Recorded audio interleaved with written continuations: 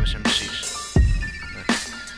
Πανικός και μένω καλλιτεχνικός, ρυθμός εξέγερση εκτός. Παραμένω όμως πιστός κι ήρθανε τα flows να σκάσουνε στη μάπα σας σαν φλόγια. Κρυφτείτε πίσω από δάχτυλα όσο μιλάμε τώρα. Ρώτα αν δεν καταλαβαίνεις, αλλιώς σώπα. Μιλάμε ένας με έναν ή έτσι κάνεις την κότα. Πρώτα απ' όλα τα παίζω όλα για όλα, για μια ιδεολογία θέατρο. Ραπ και τα χόρτα μου, αφού εγώ και ο Φούκοντα ετοιμάζεται εσείς τέλεια. Εμένα και αυτού, γι' αυτό μη δίνετε συνέχεια. Ανέχιασε πολλά ιδιαίτερα λεφτά, μα δεν ανέχω με τον άλλον στα μάτια. Μη με κοιτά παρόλα αυτά, άμα δεν σε κοιτάω έτσι σαν κλεφτά. Περνάω από δίπλα σου δίχως να βγάζω μιλιά.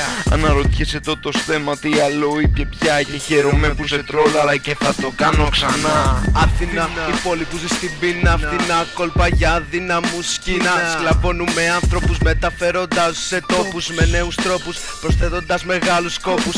Όπως το είπα, το στυλ μου μπόμπα. Ανατινάζω σκόρπια κι αφού νικήσω πετάω τη γόμπα. Ποιότητα ήθη και παραποιότητα έθιμα και πενθυμά. Θα είναι υπό το flow μου θέλημα. Σου φτύνω το track σε γέννημα. Δέξου το έτοιμα, τα κομμάτια μας είναι πανέτοιμα. Rest in peace, λύσε το ένιγμα.